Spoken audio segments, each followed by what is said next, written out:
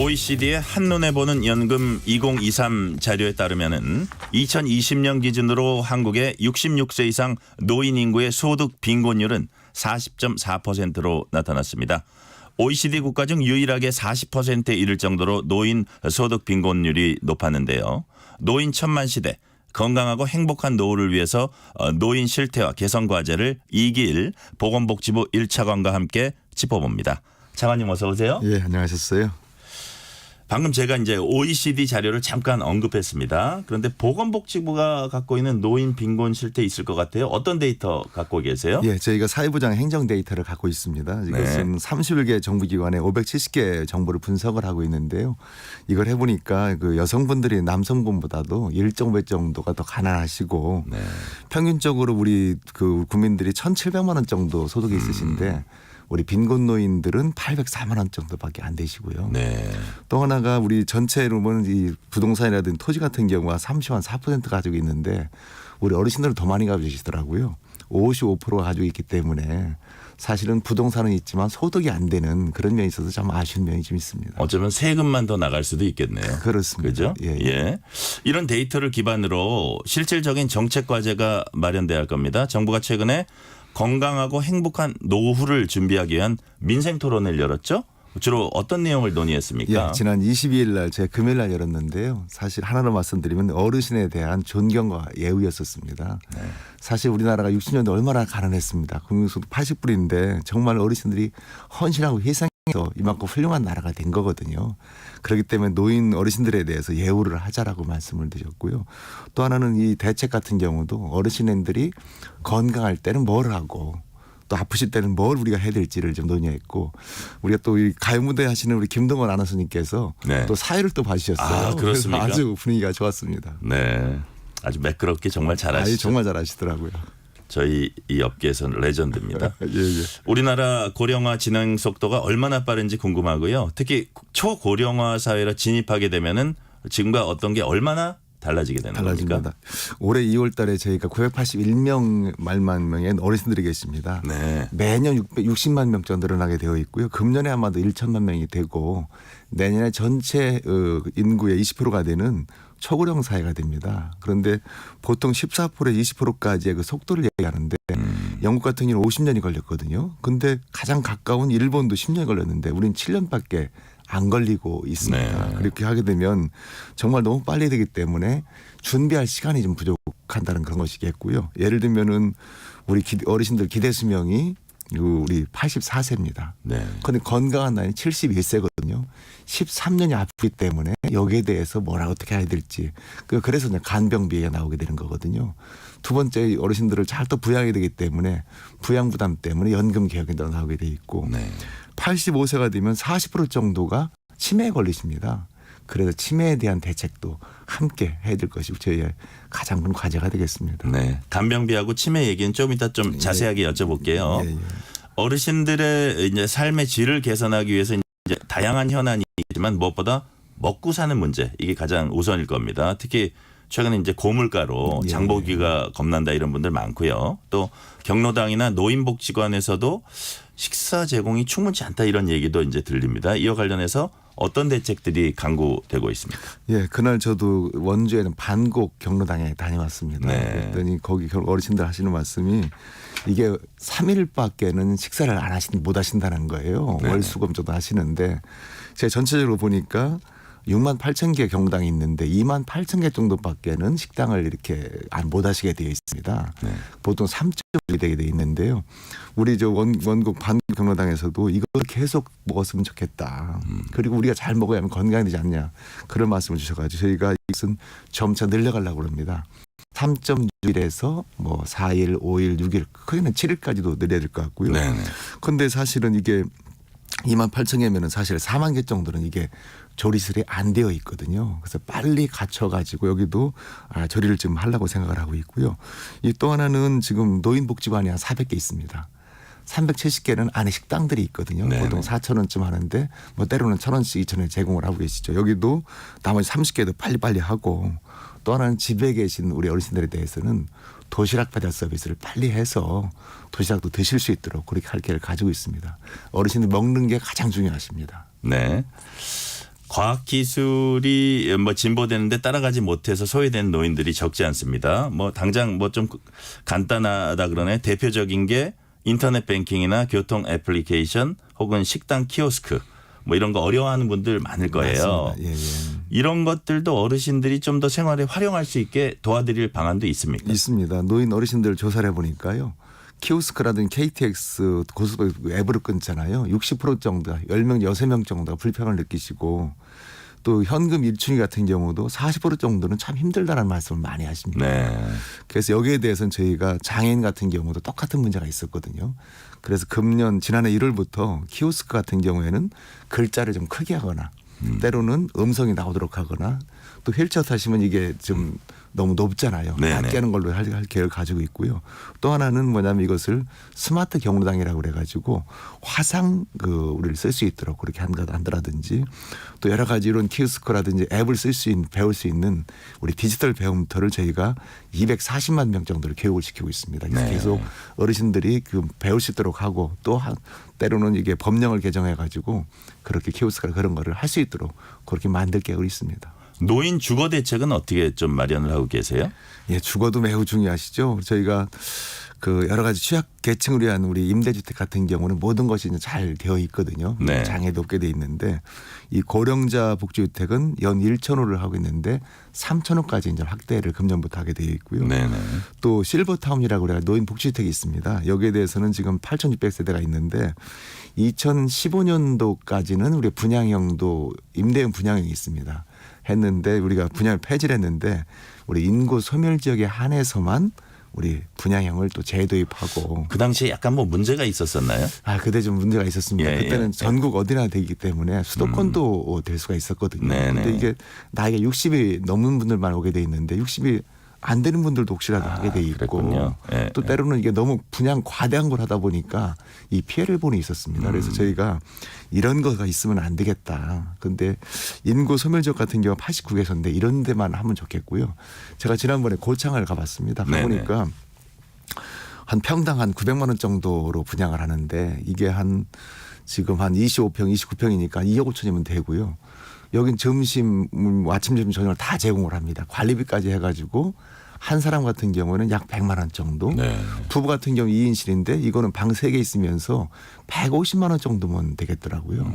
그런데 지금 사실은 우리 실버타운이 상당히 좀 고급화되고 고수생 위주로 되어 있긴 한데 앞으로는 정말 한 2억 5천 정도 하고 또 한편으로는 부부가 한 달에 150만 원 정도 하게 되면 연금 수속자도 가능하거든요. 네네. 그런 걸 좀 많이 우리가 좀 보급해야 되겠다. 그런 생각을 강하게 가졌습니다. 네.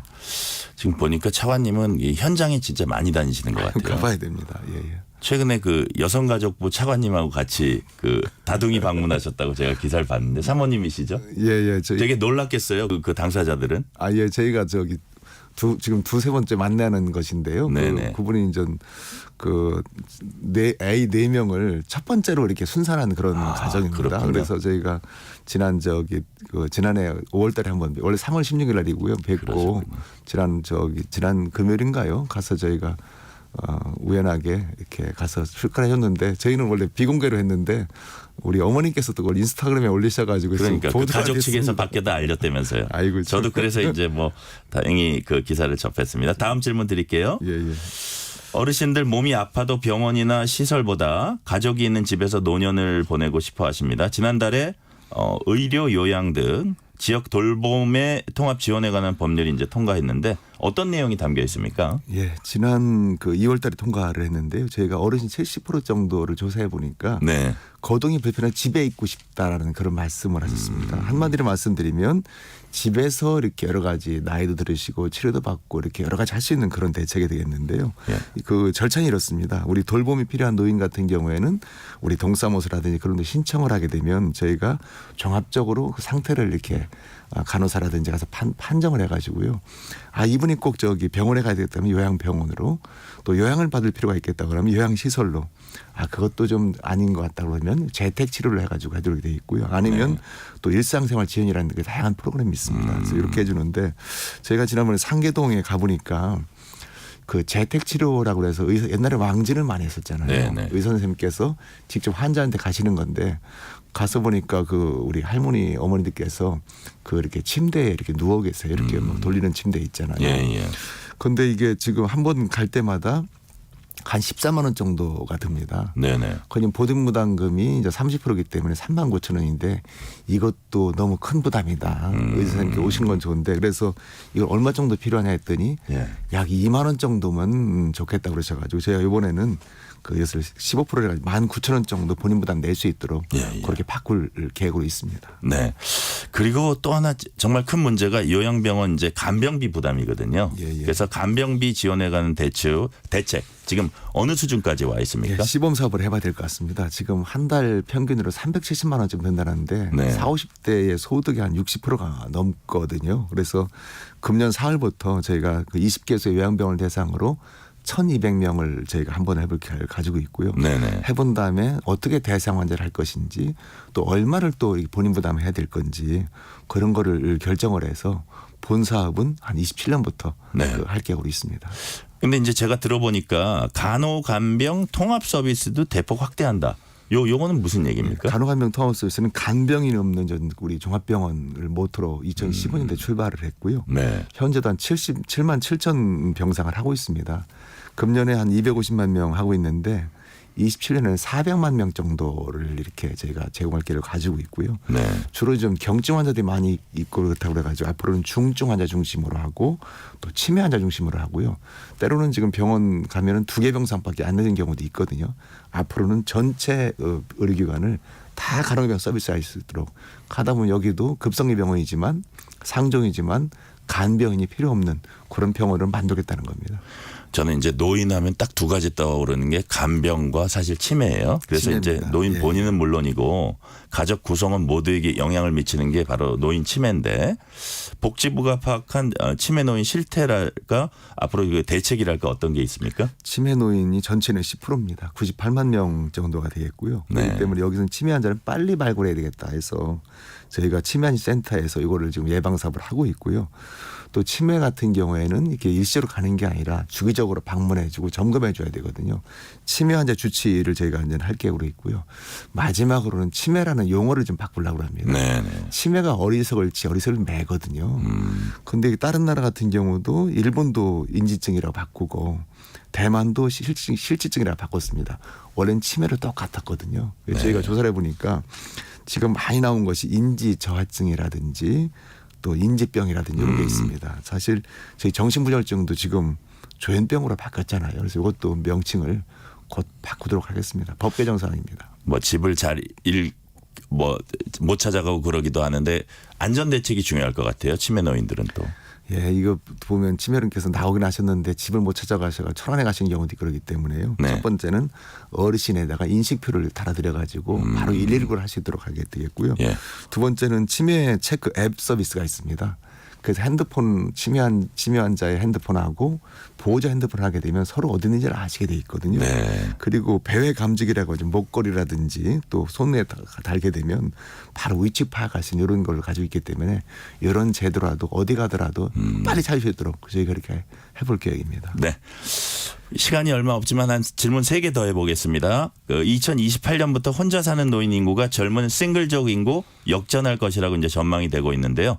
홀몸 노인 대책 어떤 게 있을까요? 예, 독거노인이라고 하기도 하는데요. 한 지금 전체 어르신들의 21%입니다. 한 지금 200만 명쯤 되고 계신데 여기에 대해서는 응급 안전 서비스라고 그래가지고 네. 댁에서 바로 누르게 되면 119가 뛰어올 수 있는 그런 체계가 있고요. 두 번째는 그 노인 받침 돌봄 서비스 55만 명 정도 되겠는데 그 노인 어르신 가정을 방문해서 말벗도 해드리고 마지막으로 우유라든지 식물 배달 서비스가 있습니다. 우유를 이틀에 2개씩 넣어드리는 겁니다. 이틀에 한 번씩. 그래서 이거 잘 드셨으면 잘 계시는구나. 그런데 이거 안 드셨으면 다 빨리 들어가서 볼 수 있는 게 있을 수 있습니다. 안전 체크의 어떤 그 방식이네요. 그렇습니다. 양질의 노인 일자리 확충 대책 어떤 게 있을까요? 예, 일자리를 하셔야만이 건강하시고 소득도 늘게 되고 있는데요. 금년에 103만 개를 저희가 만들었습니다. 전년보다 14만 7천개 늘렸는데 여기는 앞으로도 노인 인구의 10% 정도를 일자리를 수로 제공을 해서 할 계획으로 가지고 있고요. 하다 보니까 월 17만 원 정도의 소득이 있고 약 7만 원 정도가 또 진료비가 덜 절등 효과가 그렇군요. 있습니다. 많이 늘려야 됩니다. 네네.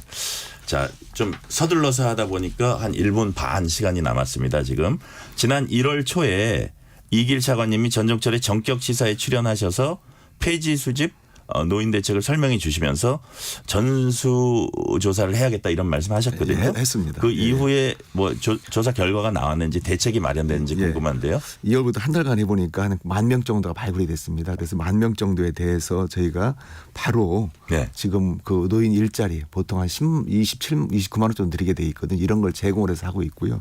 이 다양한 사례가 지금 돼 있고 나머지 한 3만 명 정도의 노인에 대해서도 바로 지금 저희가 조사를 할 그럴 계획을 가지고 있고요. 결론적으로 말씀드리면 정말 우리가 힘들고 어렵게 사신 노인들에 대해서 큰 일을 하신 분들이 있잖아요. 예. 정말 우리 정부가 효도하는 정부가 되겠다. 뭐 그런 말씀을 드리겠습니다. 아까 이제 뭐 시간 한 1분 남았으니까 아까 말씀하신 게 71세까지는 건강하게 살고 그다음에 한 13년을 아프게 산다. 아프십니다. 예, 예. 상당히 긴 기간이잖아요. 긴 기간입니다. 예. 그 부분에만 초점을 맞춰서 한 말씀 마지막으로 한번 정리를 해 주세요. 예. 아픈 노인들에게 이렇게 하겠다. 아픈 노인들은 사실은 병원에 가는 것보다 집에 있는 게 제일 좋으십니다. 그래서 네네. 병원에 퇴원하게 되면 바로 아픈 노인들에 대해서 때로는 왕진 의사가 가기도 하고 방문 간호 이런 걸 통해서 충분하게 어르신들을 재택에서 잘 돌볼 수 있는 체계를 갖춰야 됩니다. 지금 비어 있는 것은 바로 재택으로입니다. 그걸 널리 확대하겠습니다. 재택을 널리 확대한다 이거죠. 그렇습니다. 네네. 오늘은 여기까지 듣겠습니다. 지금까지 이기일 보건복지부 1차관이었습니다. 차관님 감사합니다. 네, 고맙습니다.